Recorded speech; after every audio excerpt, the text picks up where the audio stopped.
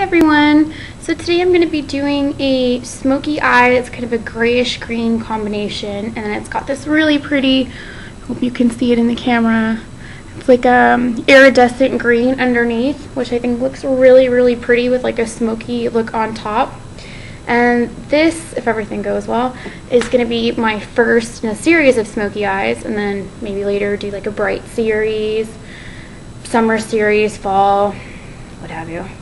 And I apologize up front for my hair. It's like 102 degrees outside because I live in Southern California, and I was out running errands earlier, so I look a fright. But anyways, hope you like the eye look. So let's get started.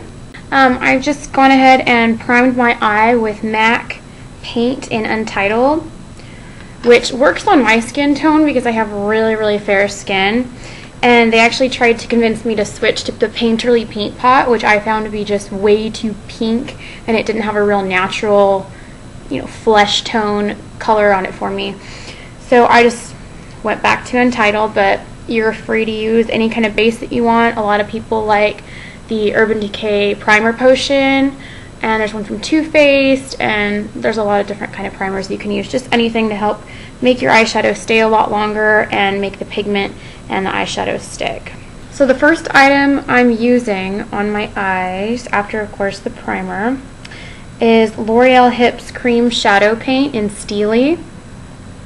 And these are around $9, I think. And Steely isn't all the way black. It's like a metallic gray, but a really dark gray. It's really pretty. I'm just going to use this as a base all over, and I know that sounds crazy, but what happens is when the shadows that have glitter or shimmer in them are on top of a black base, they really stand out a lot more. And this is also going to act as one of the things that really holds on to the shadow, the pigment, because we are working with loose shadows, and they tend to creep down onto your cheek if you don't have something to really hold them in place. And I'm just using my finger for this, which I think is a lot easier. Really does not have to be a precise shape because we're going to be putting shadows over it.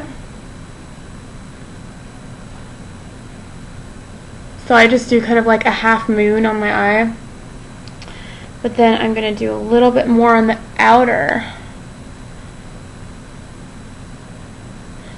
part of the eye, just a little bit above the crease.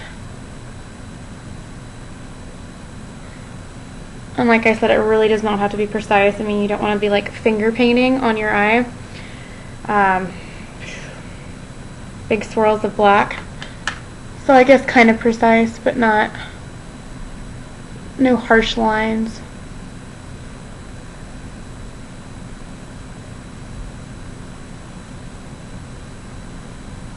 And this really will hold your shadow all day. In fact, little secret, this eye I did at about 9 o'clock in the morning. And like I said, I've been out running errands in the 102 degree heat, and it is now 2:30, 3, something like that. And, there's nothing down there. It's stayed on there, so I like it. It works. And then just on my lap, I have a little makeup remover wipe. I'm going to be using my fingers a lot, and I don't like to mix the colors. So the first powder shadow I'm using is from Fyrinnae. It's called Newcastle.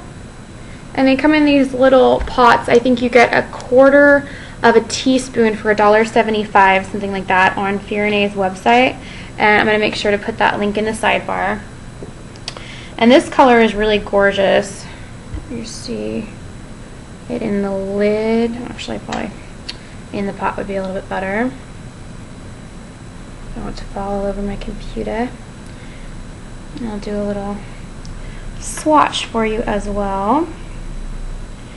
This is just so gorgeous, but if you can use anything with a black or a dark brown base that has, it's almost like it has silver and gold glitter in there, which I think is really pretty. Hope it's capturing all the glitter in there because it's really gorgeous. And with these, they will tend to fall out onto your cheek if you use a brush, because it just, you know, you're sweeping on the color and the pigment doesn't have a chance to grab, so it's all just going to be like that. You get raccoon eyes. It's not pretty. So I just use my middle finger. Be careful with that. And just tap off. Tap off the excess in the lid. And we're just going to start on the outer part of the crease and work our way in. And we're just going to be doing this all the way in, just totally covering that black. And like I said, don't worry about being precise because we're going to clean it all up later. Okay, and in the outer V, just that area right there, I'm going to take one of my teddy bear brushes from Too Faced. I guess it'd be better if you could see something that doesn't have makeup all over it. It's just like a domed, almost a blending brush. And I'm going to pick up some Diamond Lil, which is, where are my fingers at? This color right here, which is a dark gray, but then it has some green undertones that I can see in it. Very, very pretty color. And that's just going to go in the outer corner. I think it adds more definition because there's so much glitter and shimmer in that Newcastle color that this almost, it acts as like a transition color for some dimension. Just going to go in that outer V.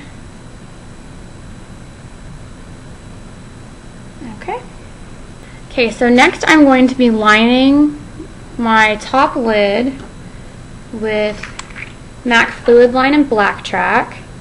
It's just the dark black liner, the gel liner, which I really prefer to pencils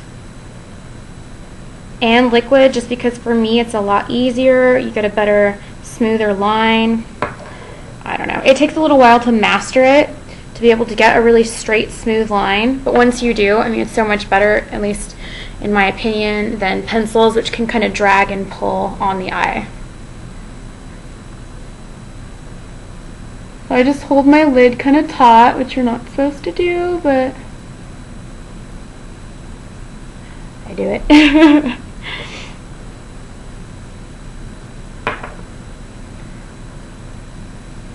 It also helps sometimes to steady your hand, the one that's holding the eye.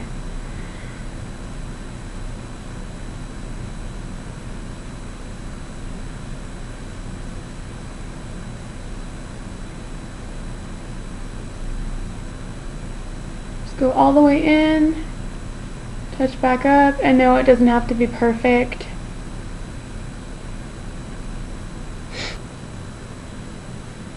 And definitely clean off your eyelining brush after each use because it can just get gunky and nasty and it's not something you want next to your eye. Okay. Next, I'm taking MAC's White Gold Pigment. Just like that. It's just a really pretty iridescent white that flashes green. I'm hoping it's going to kind of pick it up on the camera, but a little bit. It's a pretty frosty shade. And what I'm actually going to be doing with it is taking some of Paula Dorf's Eye Transformer and putting one drop in the lid.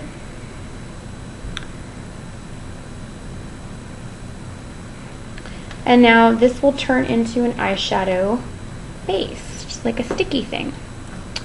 Before I do that, I'm going to take my